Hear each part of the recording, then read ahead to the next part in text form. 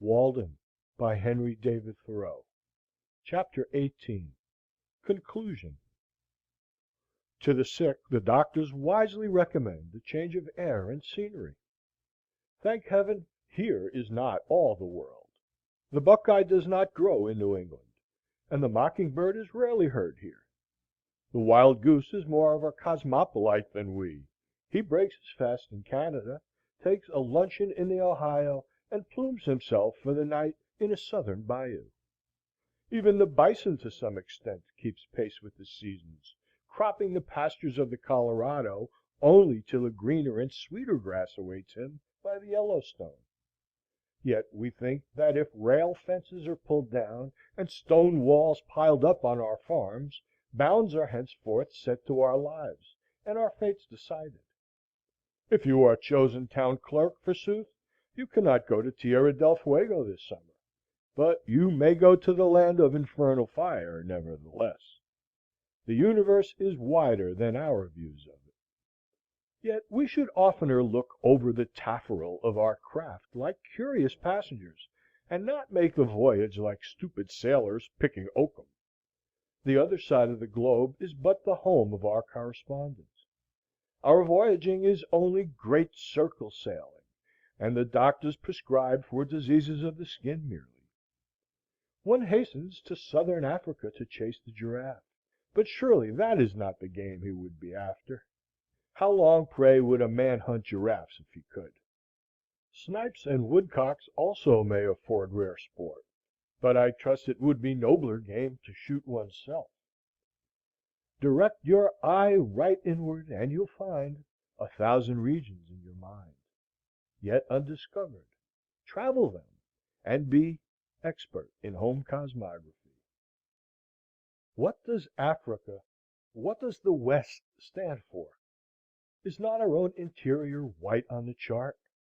Black though it may prove, like the coast, when discovered. Is it the source of the Nile, or the Niger, or the Mississippi, or a northwest passage around this continent that we would find? Are these the problems which most concern mankind? Is Franklin the only man who is lost, that his wife should be so earnest to find him? Does Mr. Grinnell know where he himself is? Be rather the Mungo Park, the Lewis and Clark, and Frobisher of your own streams and oceans. Explore your own higher latitudes, with shiploads of preserved meats to support you, if they be necessary, and pile the empty cans sky high for a sign. Were preserved meats invented to preserve meat merely? Nay, be a Columbus to whole new continents and worlds within you, opening new channels, not of trade, but of thought. Every man is the lord of a realm beside which the earthly empire of the Czar is but a petty state, a hummock left by the ice. Yet some can be patriotic who have no self-respect, and sacrifice the greater to the less. They love the soil which makes their graves, but have no sympathy with the spirit which may still animate their clay. Patriotism is a maggot in their heads.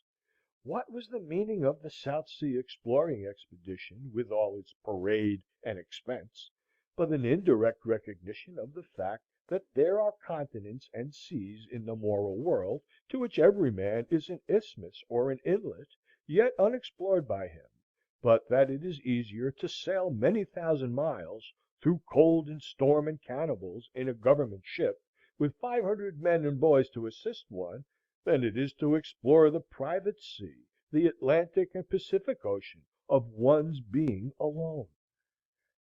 Erit et extremos alter scrutetur iberos, plus haber hic vitae, plus haber ille viae. Let them wander and scrutinize the outlandish Australians. I have more of God, they more of the road.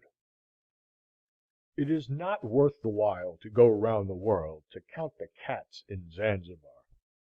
Yet do this even till you can do better, and you may perhaps find some Sim's hole, to which to get at the inside at last. England and France, Spain and Portugal, Gold Coast and Slave Coast, all front on this private sea. but no bark from them has ventured out of sight of land, though it is without doubt the direct way to India. If you would learn to speak all tongues and conform to the customs of all nations, if you would travel farther than all travelers, be naturalized in all climes, and cause the Sphinx to dash her head against a stone even, obey the precept of the old philosopher, and explore thyself. Herein are demanded the eye and the nerve. Only the defeated and deserters go to the wars, cowards that run away and enlist. Start now on that farthest western way, which does not pause at the Mississippi or the Pacific, nor conduct toward a worn out China or Japan, but leads on direct, a tangent to this sphere, summer and winter, day and night, sundown, moondown, and at last earthdown too. It is said that Mirabeau took to highway robbery to ascertain what degree of resolution was necessary in order to place one's self in formal opposition to the most sacred laws of society. He declared that a soldier who fights in the ranks does not require half so much courage as a footpad; that honor and religion have never stood in the way of a well-considered and a firm resolve. This was manly, as the world goes, and yet it was idle, if not desperate. A saner man would have found himself often enough in formal opposition to what are deemed the most sacred laws of society, through obedience to yet more sacred laws, and so have tested his resolution without going out of his way. It is not for a man to put himself in such an attitude to society, but to maintain himself in whatever attitude he find himself through obedience to the laws of his being, which will never be one of opposition to a just government, if he should chance to meet with such. I left the woods for as good a reason as I went there. Perhaps it seemed to me that I had several more lives to live, and could not spare any more time for that one. It is remarkable how easily and insensibly we fall into a particular route, and make a beaten track for ourselves. I had not lived there a week before my feet wore a path from my door to the pond side, and though it is 5 or 6 years since I trod it, it is still quite distinct. It is true, I fear, that others may have fallen into it, and so helped to keep it open. The surface of the earth is soft and impressible by the feet of men. And so with the paths which the mind travels. How worn and dusty, then, must be the highways of the world, how deep the ruts of tradition and conformity. I did not wish to take a cabin passage, but rather to go before the mast, and on the deck of the world, for there I could best see the moonlight amid the mountains. I do not wish to go below now. I learned this by my experiment, that if one advances confidently in the direction of his dreams, and endeavors to live the life which he has imagined, he will meet with a success unexpected in common hours. He will put some things behind, will pass an invisible boundary. New, universal, and more liberal laws will begin to establish themselves around and within him, or the old laws be expanded and interpreted in his favor in a more liberal sense, and he will live with the license of a higher order of beings. In proportion as he simplifies his life, the laws of the universe will appear less complex, and solitude will not be solitude, nor poverty poverty, nor weakness weakness. If you have built castles in the air, your work need not be lost. That is where they should be. Now put the foundations under them. It is a ridiculous demand which England and America make, that you shall speak so that they can understand you. Neither men nor toadstools grow so. As if that were important, and there were not enough to understand you without them. As if nature could support but one order of understandings, could not sustain birds as well as quadrupeds, flying as well as creeping things, and hush and woe, which Bright can understand, were the best English. As if there were safety in stupidity alone. I fear chiefly lest my expression may not be extravagant enough, may not wander far enough beyond the narrow limits of my daily experience, so as to be adequate to the truth of which I have been convinced. Extravagance! It depends on how you yard it. The migrating buffalo, which seeks new pastures in another latitude, is not extravagant like the cow which kicks over the pail, leaps the cowyard fence, and runs after her calf in milking time.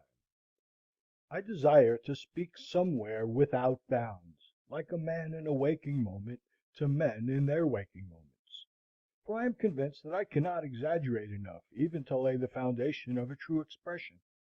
Who that has heard a strain of music feared then lest he should speak extravagantly any more forever?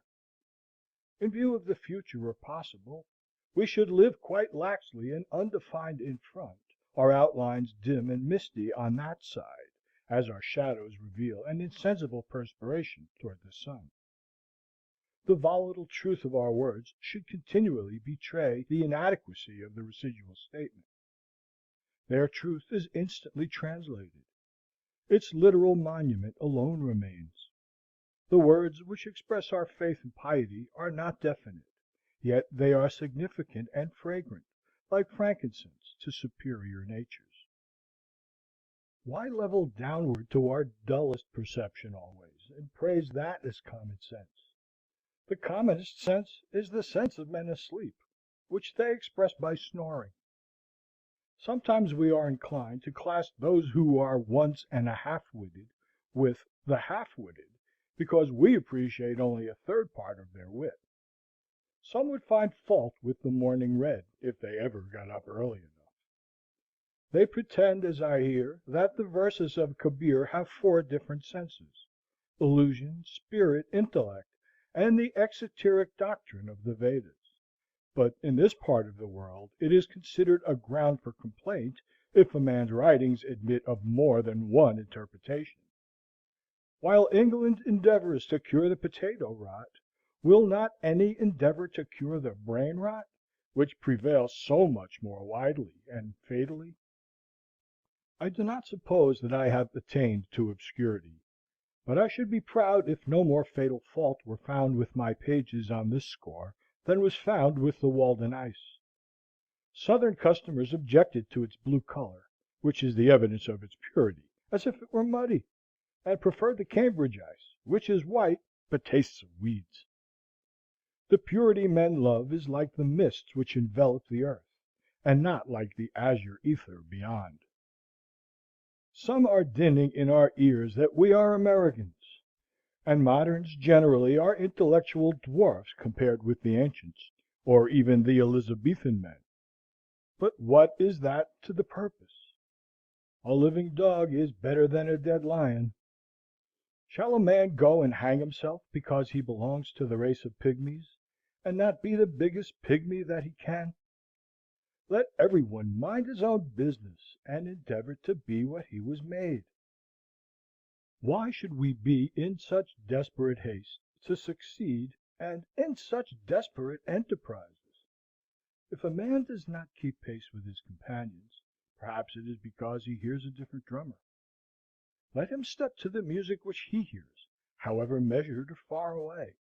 It is not important that he should mature as soon as an apple tree or an oak. Shall he turn his spring into summer? If the condition of things which we were made for is not yet, what were any reality which we can substitute? We will not be shipwrecked on a vain reality. Shall we with pains erect a heaven of blue glass over ourselves, though when it is done we shall be sure to gaze still at the true ethereal heaven far above, as if the former were not? There was an artist in the city of Kouroo who was disposed to strive after perfection. One day it came into his mind to make a staff. Having considered that in an imperfect work time is an ingredient, but into a perfect work time does not enter, he said to himself, "It shall be perfect in all respects, though I should do nothing else in my life." He proceeded instantly to the forest for wood, being resolved that it should not be made of unsuitable material, and as he searched for and rejected stick after stick, his friends gradually deserted him, for they grew old in their works and died, but he grew not older by a moment. His singleness of purpose and resolution, and his elevated piety, endowed him, without his knowledge, with perennial youth.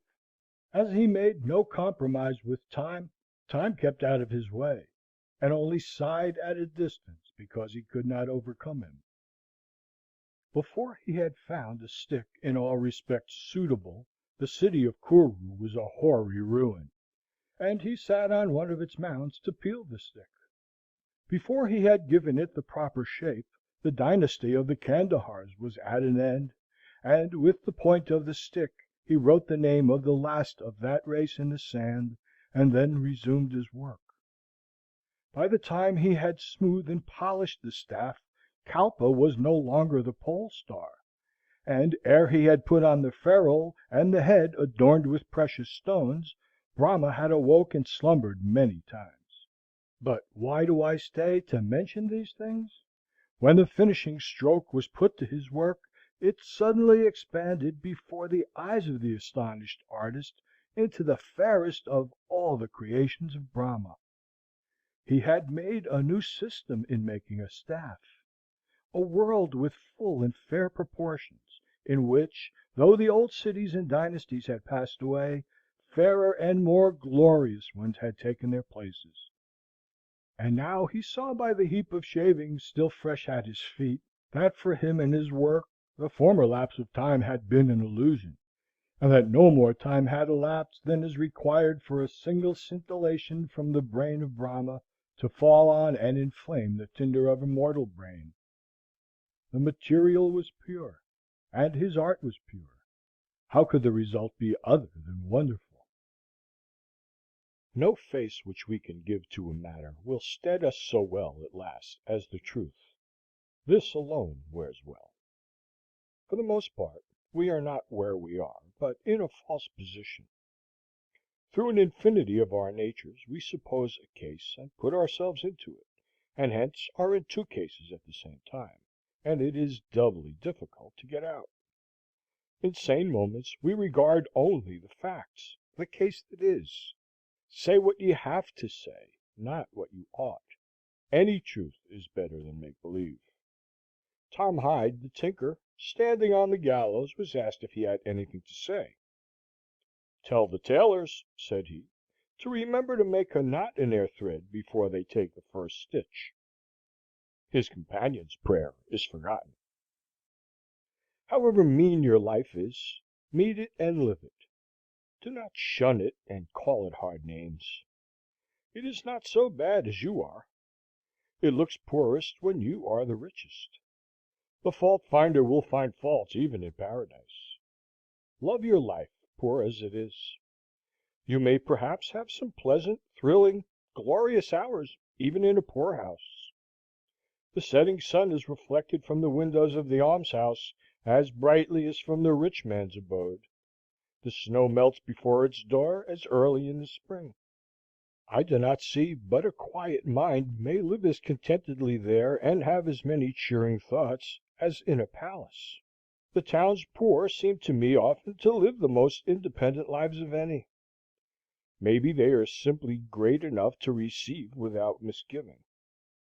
Most think that they are above being supported by the town, but it oftener happens that they are not above supporting themselves by dishonest means, which should be more disreputable. Cultivate poverty like a garden herb, like sage.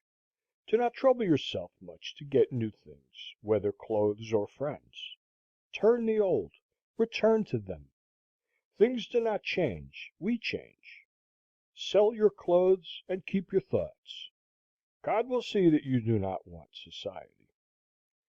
If I were confined to a corner of a garret all my days, like a spider, the world would be just as large to me, while I had my thoughts about me. The philosopher said, "From an army of 3 divisions one can take away its general and put it in disorder. From the man, the most abject and vulgar one cannot take away his thought." Do not seek so anxiously to be developed, to subject yourself to many influences to be played on. It is all dissipation. Humility, like darkness, reveals the heavenly lights. The shadows of poverty and meanness gather round us, and lo, creation widens to our view. We are often reminded that if there were bestowed on us the wealth of Croesus, our aims must still be the same, and our means essentially the same.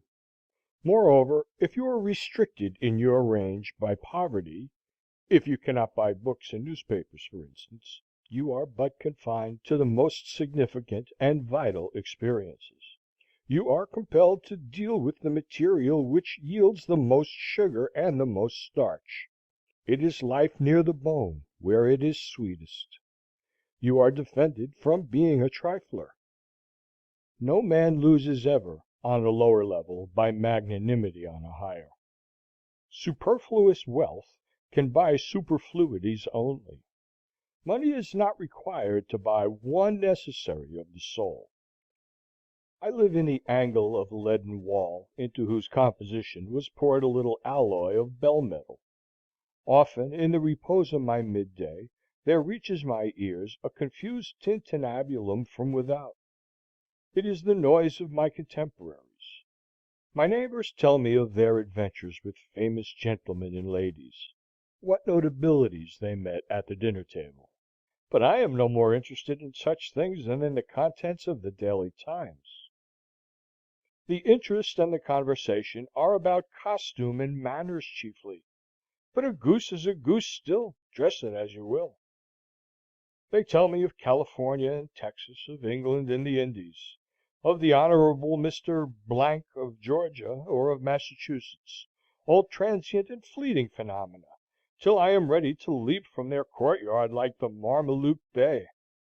I delight to come to my bearings, not walk in procession with pomp and parade, in a conspicuous place, but to walk even with the builder of the universe, if I may; not to live in this restless, nervous, bustling, trivial 19th century, but stand or sit thoughtfully while it goes by. What are men celebrating? They are all on a committee of arrangements, and hourly expect a speech from somebody. God is only the president of the day, and Webster is his orator. I love to weigh, to settle, to gravitate toward that which most strongly and rightfully attracts me. Not hang by the beam of the scale and try to weigh less. Not suppose a case, but take the case that is, to travel the only path I can, and that on which no power can resist me. It affords me no satisfaction to commence to spring an arch before I have got a solid foundation. Let us not play at Kitley benders. There is a solid bottom everywhere. We read that the traveler asked the boy if the swamp before him had a hard bottom. The boy replied that it had. But presently the traveler's horse sank in up to the girths, and he observed to the boy, "I thought you said that this bog had a hard bottom." "So it has," answered the latter, "but you have not got half way to it yet." So it is with the bogs and quicksands of society. But he is an old boy that knows it. Only what is thought, said, or done at a certain rare coincidence is good. I would not be one of those who will foolishly drive a nail into mere lath and plastering. Such a deed would keep me awake nights. Give me a hammer, and let me feel for the furring. Do not depend on the putty. Drive a nail home and clinch it so faithfully that you can wake up in the night and think of your work with satisfaction, a work at which you would not be ashamed to invoke the Muse. So will help you God, and so only. Every nail driven should be as another rivet in the machine of the universe, you carrying on the work. Rather than love, than money, than fame, give me truth. I sat at a table where were rich food and wine in abundance, and obsequious attendants, but sincerity and truth were not, and I went away hungry from the inhospitable board. The hospitality was as cold as the ices. I thought that there was no need of ice to freeze them. They talked to me of the age of the wine and the fame of the vintage, but I thought of an older, a newer, and purer wine, of a more glorious vintage, which they had not got and could not buy. The style, the house and grounds, and entertainment passed for nothing with me. I called on the king, but he made me wait in his hall, and conducted like a man incapacitated for hospitality. There was a man in my neighborhood who lived in a hollow tree. His manners were truly regal. I should have done better had I called on him. How long shall we sit in our porticos practising idle and musty virtues, which any work would make impertinent? As if one were to begin the day with long suffering, and hire a man to hoe his potatoes, and in the afternoon go forth to practise Christian meekness and charity with goodness aforethought. Consider the China pride and stagnant self-complacency of mankind. This generation inclines a little to congratulate itself on being the last of an illustrious line, and in Boston and London and Paris and Rome, thinking of its long descent, it speaks of its progress in art and science and literature with satisfaction. There are the records of the philosophical societies, and the public eulogies of great men. It is the good Adam contemplating his own virtue.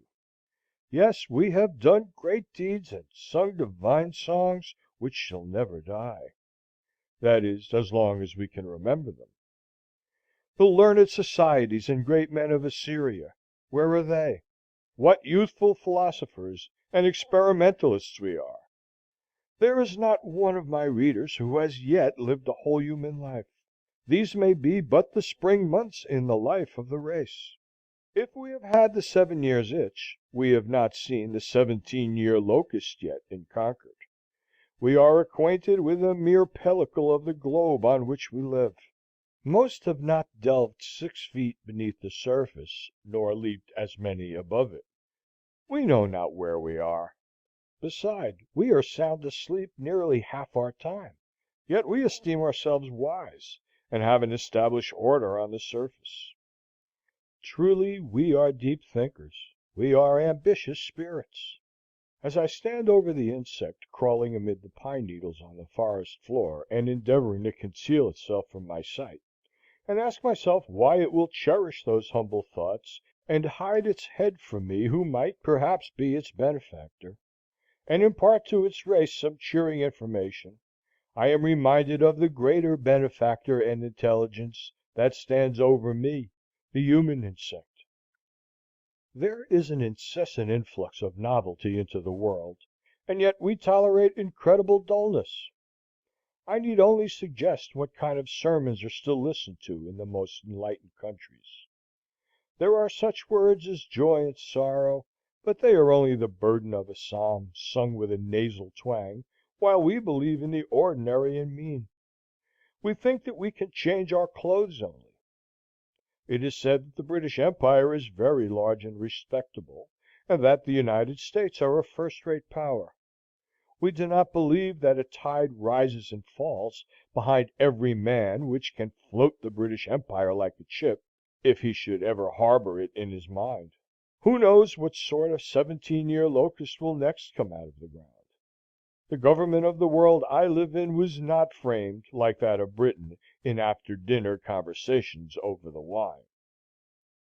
The life in us is like the water in the river. It may rise this year higher than man has ever known it, and flood the parched uplands. Even this may be the eventful year which will drown out all our muskrats. It was not always dry land where we dwell. I see far inland the banks which the stream anciently washed before science began to record its freshets. Every one has heard the story which has gone the rounds of New England, of a strong and beautiful bug which came out of the dry leaf of an old table of apple-tree wood, which had stood in a farmer's kitchen for 60 years, first in Connecticut and afterward in Massachusetts, from an egg deposited in the living tree many years earlier still, as appeared by counting the annual layers beyond it, which was heard gnawing out for several weeks, hatched perchance by the heat of an urn. Who does not feel his faith in a resurrection and immortality strengthened by hearing of this? Who knows what beautiful and winged life, whose egg has been buried for ages under many concentric layers of woodenness in the dead dry life of society, deposited at first in the alburnum of the green and living tree, which has been gradually converted into the semblance of its well-seasoned tomb, heard perchance gnawing out now for years by the astonished family of man, as they sat around the festive board, may unexpectedly come forth from amidst society's most trivial and hand-sewed furniture to enjoy its perfect summer life at last. I do not say that John or Jonathan will realize all this, but such is the character of that morrow which mere lapse of time can never make to dawn. The light which puts out our eyes is darkness to us. Only that day dawns to which we are awake. There is more day to dawn. The sun is but a morning star. End of chapter 18.